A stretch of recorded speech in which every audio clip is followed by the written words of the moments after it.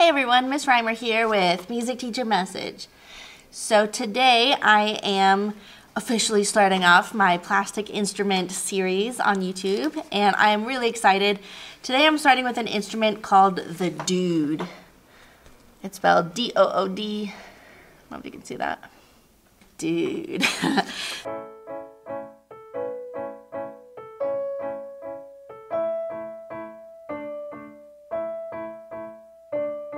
So it comes in a little cardboard box. I got it out of there. This is like the case that you would keep it in. There's a little like plastic covered little pocket here and a little piece of paper that says, "This is my Dood," and then you would write your name on there. It's like fake leather kind of stuff. Zips open. Inside we have like little bit of instructions on like the different pieces, if you need more reeds, how to play your first notes, stuff like that. And then on the other side is a fingering chart. And then you actually have your instrument. There are several different colors available. I liked the white with the blue, so that's what I got. This instrument is meant to be like a precursor to a clarinet or a saxophone. And it's kind of right in the middle on like the fingerings and everything. Now, this instrument, dare I say, could probably be a good recorder replacement. Because recorders, you know, there's no resistance. You just blow and you barely have to put any air into it, and it is really loud. And I don't think that's I don't think it's good training for band, because I feel like when I teach recorder, I'm constantly telling kids to like blow softer, you know, more gentle air, things like that. What I really like about the Dood is that there's a reed, and sure, it's a synthetic reed, but I think that's really good in this case because it means it's going to be stronger and more durable for beginning musicians. So I'm very intrigued by this particular instrument.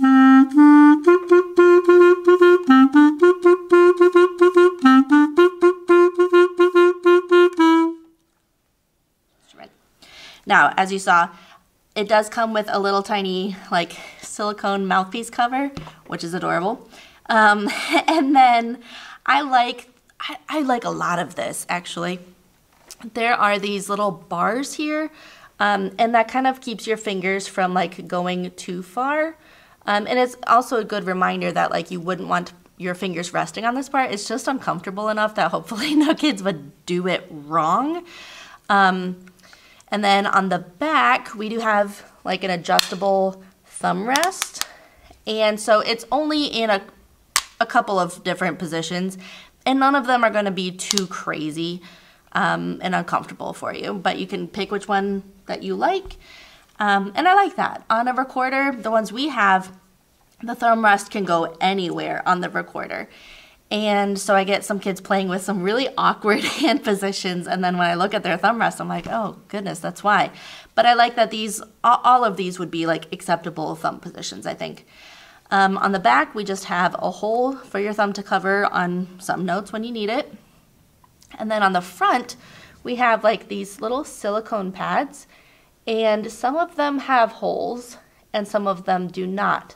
The reason for that is so you can play like flats or sharps by half-holing them. And that's usually like an oboe kind of thing. You don't use that on flute or clarinet or saxophone. But it's nice that you can play like an F sharp. You're not just stuck with F natural. So sometimes instead of covering up the hole all the way, you would half hole it, which means like you push down the little silicone pad, but air can still come out that little hole. Little interesting. For your regular use cases, I don't think you're gonna need that. I think all the time you're just gonna cover them up. You can easily play one octave without having to deal with any of the half-holing, because that's, like I said, it's a little complicated. But if you were getting really into this and, you know, you really need an F sharp or an E flat or a C sharp or whatever, it is available. So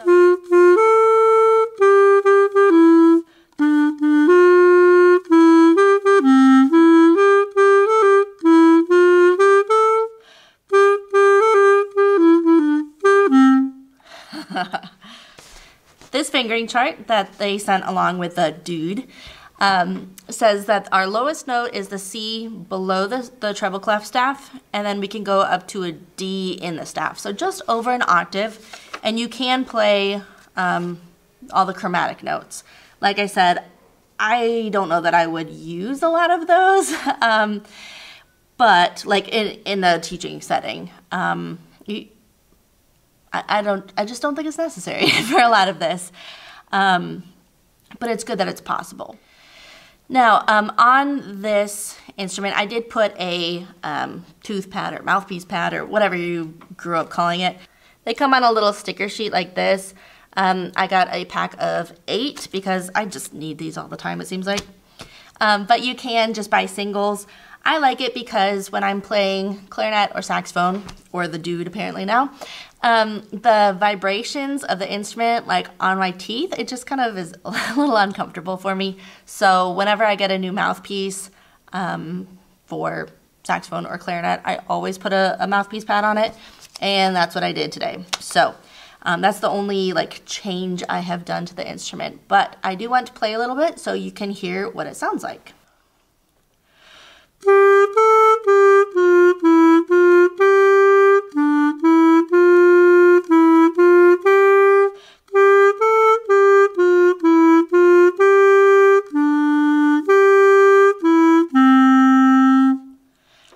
So the sound to me does sound kind of like a mix of clarinet and saxophone, which is pretty interesting.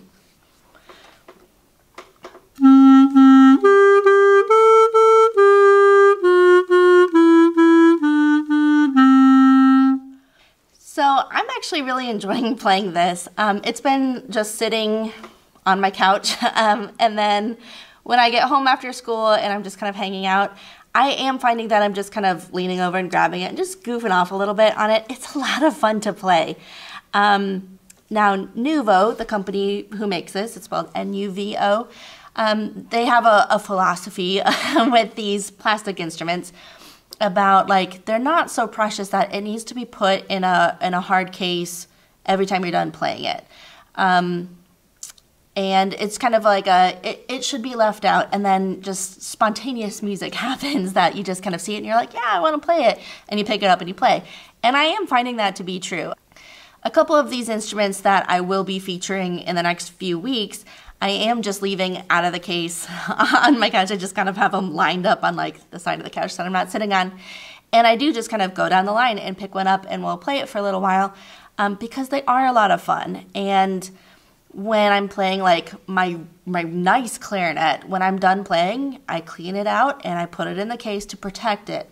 But like this, like it's plastic, you know, like it doesn't matter really if it, you know, kind of like rolls over. It doesn't have keys that are going to be bent. You know, it's not a precious instrument. It's a fun instrument.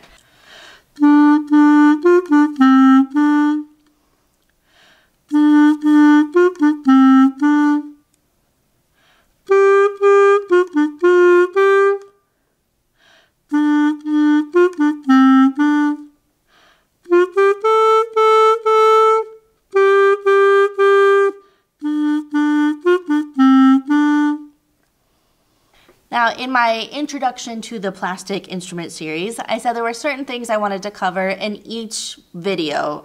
So I'm kind of looking at the same criteria for each of these instruments. So, how close are the fingerings on this instrument to like the real instrument? For the clarinet, most of them are like right. So if I'm thinking about up, like just over the break for clarinet, this is C and D and E, F, G, A, B. For clarinet, C would be just your left thumb on the back, and then you're just kind of hanging on with this thumb. On the dude, there's one slight difference. So it's still C, D, E, F, G, A, B, but here they want us to flip and go to C. Now that's how you would play it on the saxophone. So for saxophone, 8 out of 8 for the octave. For clarinet, 7 out of 8. It's one very small change, and I think once you are advanced enough on clarinet to be able to play this C, I think making that slight change from flipping to just thumb is like not a big deal. Now, it does say you can play the chromatics, so let's take a look at that. So looking at the chromatics, we have to do some of that half holing I was talking about earlier. So I will play and then have to slide my finger back, play, play, slide it back, that kind of thing, which is a little different for me. While I have played oboe, it's been a few years. So.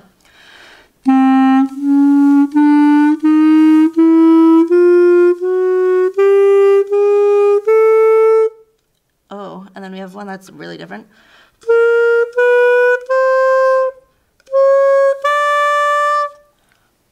So you can play flats and sharps. I think some of them sound just a little, I don't want to say muddy, but like a little muffled. They are a little bit, some of them, I don't think speak quite as clearly as the other ones. But it's nice that if you were to have a little dude ensemble or something, that you can play these other notes. Again, I don't know that I would teach them necessarily, because I don't want to teach kids a fingering that might confuse them later down the road. So, for example, if we are going to play dudes in the 4th grade, and then if they're going to play clarinet or saxophone in 5th grade band, I don't want to have to reprogram what that note is and what to do with your fingers.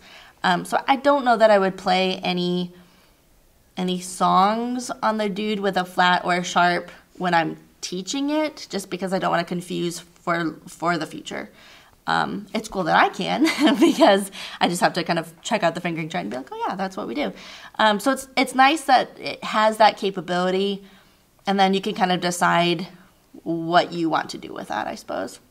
The next thing I wanted to look at is how easy would it be for a student to switch from one of these to either a saxophone or a clarinet. I think it would be fairly easy, actually. I really like that it gets you playing with the correct embouchure. An embouchure, for those who don't know, is what you do with your face when you're playing an instrument. So for a single reeded instrument, you roll your bottom lip in just a little bit to kind of cover up your teeth, and then your teeth gently bite down on the mouthpiece. That's why I like that little tooth pad on there.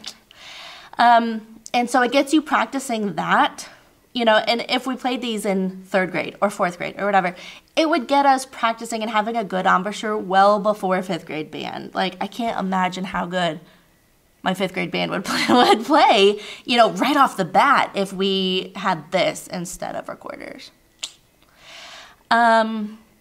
So I think from that respect, the embouchure and the fingerings, we would be good to go. This is quite a bit smaller from a real saxophone or a real clarinet, for sure. But when you are younger, having a smaller, lighter instrument would be good. I would not want to hand an alto saxophone to a 3rd grader, because it would just be too heavy for most of them. Same with a clarinet, might be too long. The finger, how far you have to spread out your fingers to press the keys would be probably too far for a lot of them. But this, they're closer together because it's a smaller instrument. This is much more manageable for a 3rd grader or a 4th grader.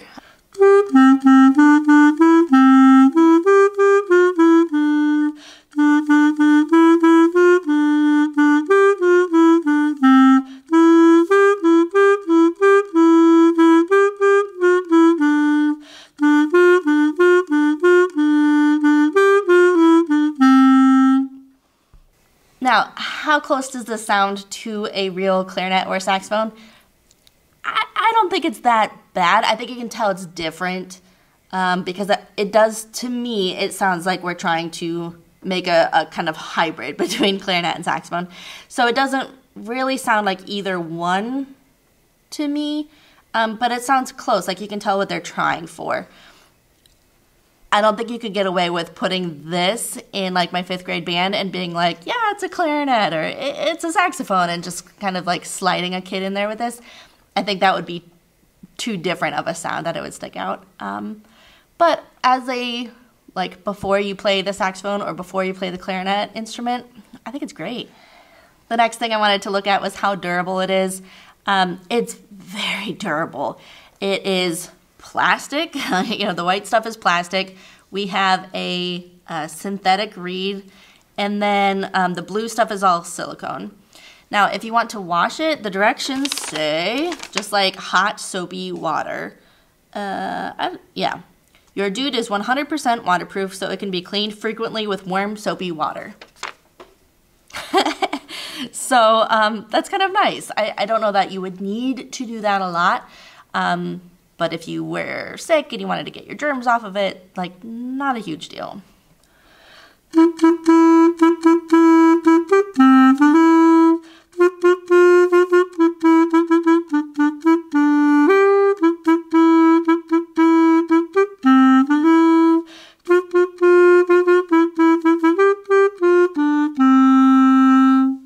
Now, how long would a student be able to play on something like this before needing to upgrade to like their real deal?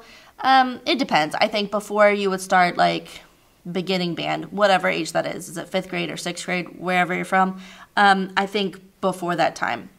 But if you were to use this like instead of recorder, or maybe, somebody who's just interested in band and wants to kind of start messing around with it a little bit before making that big decision for like, should I sign up for band or not? I think this would be great, like great.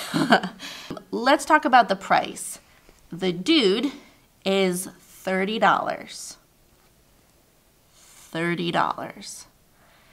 To me, like, what a deal for an instrument that teaches real fingerings for band. It teaches correct embouchure. It has a reed, and to me as a clarinet player, that's a big deal. The recorder, there are good things about the recorder, but I think it not having a reed gives kids kind of a fake sense of like how hard you need to blow or not to get a sound out. And then once we go to a reeded instrument, if they go on to 5th grade band, then it's like a bit of a wake-up call. So to me, this is great. And like I said, it's very durable. I think this is a great little invention. Now, big question is, who would I recommend this for? I have a couple of thoughts in mind. I think this would be great for, sometimes there's a kid who's like older brother or sister is in band and they're like, well, I want to be in band too. And it's like, you are in 2nd grade. Like, we're going to have to wait a little bit. And then the kid's like, oh, because they really are genuinely interested and want to try. And so like, maybe this would be something to look at for home, because that would get them started. Now, I would want to make sure like that, we are starting the embouchure correctly if we're going to do that. But, even if we're just kind of messing around and just seeing if the kid has an interest, like, it's a good instrument. I think it would also be good for, like, my band starts in 5th grade. Maybe my 4th graders, once we're done with recorder and they're like, I think I might want to do band, maybe they get one of these at home and then have some time to kind of mess around with it. And then they can kind of prove to their parents if they're serious about wanting to do band. One thing I see a lot, is at 5th grade band fitting nights. The parents are a little uneasy about wanting to sign up for a rental plan, which I understand, because they're like, I didn't know my kid was interested in band. What am I signing up for? This is kind of a shock, and they, it's hard to part with hard-earned money. And so they want to make sure that their kid is like going to practice and take it seriously and everything else. Well, what if we had something that was better than a recorder, and could you know, the kid would have an opportunity to kind of prove to their parents that, like, I do want to do this. I will take it seriously. They learn an octave on the dude, and then, you know, then the parents might feel a little bit better, like, yeah, you know what, you are enjoying this. You're doing a nice job of practicing, and I don't have to hound you at all. Like, maybe this is something we should invest a little bit more in. And then signing up for 5th grade band isn't such a big deal, I guess, that, like, we're not so worried about the money because we know the kid is into it.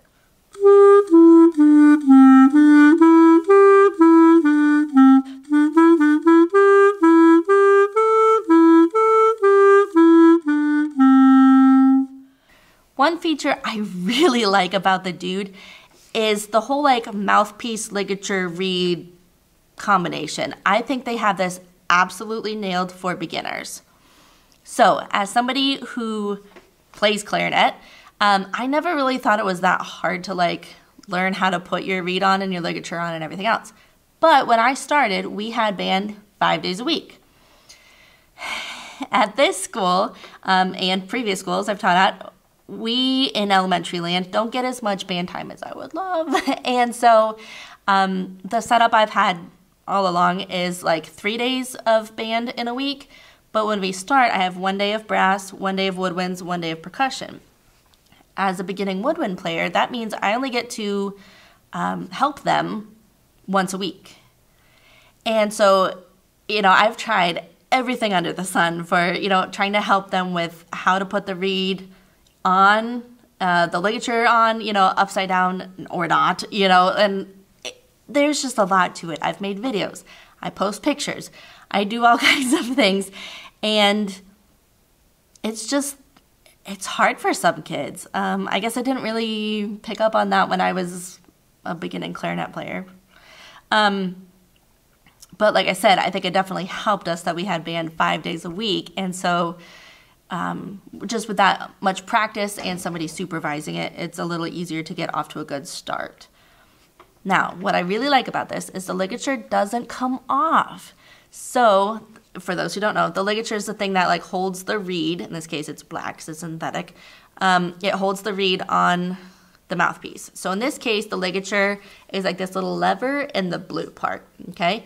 And it's kind of like built into the mouthpiece, which is nice. So I don't know if you can see that, okay? So I can, like, push on this lever and it opens it up, and then I can take the reed in and out.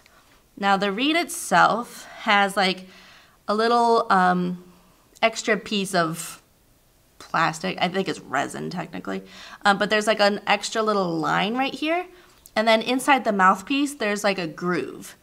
And so when you go to put the reed in, if you have to, it just goes in this little groove and it just kind of snaps into the right place. Like, you don't have to you know, take the time to, like, make sure everything's right. So when you're playing clarinet or saxophone, there are a lot of things that you have to check up here. You have to make sure that your reed isn't too high or too low, or like side to side, kind of crooked. You have to make sure that the ligature isn't too high or too low, or upside down or backwards. And just kind of getting all of those things right so that you can have like a good sound and it just kind of like your air goes through it freely. It takes a little time.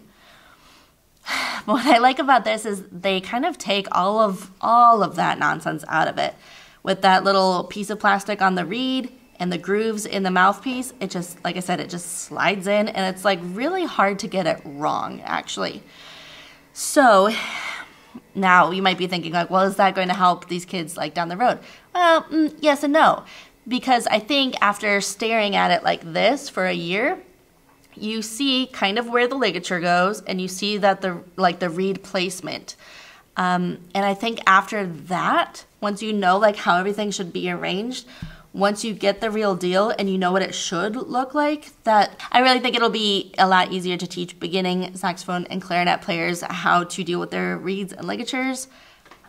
In all honesty, I think this is absolutely amazing. All the things you can learn on it, and like setting us up for success for band, I think is great. If I had the option to have like kids buying dudes instead of recorders for class, I would do it in a heartbeat. I think this is a much better like lead into band to see if you want to do it than a recorder is. Now, I think there are some other good options out there as well, and hopefully we will be getting to those soon.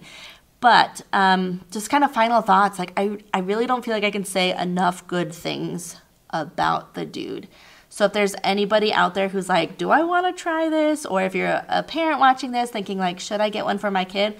I think yes, $30 is not a ton of money to get to figure out if your kid is interested in this. I feel like I'm gushing, but I've really been impressed with this. I actually wasn't expecting it to be as good as it is. So with that, I will get going. Thank you so much for watching. I hope you learned a little bit about the dude and all that it's capable of. And I will see you in the next one. Bye.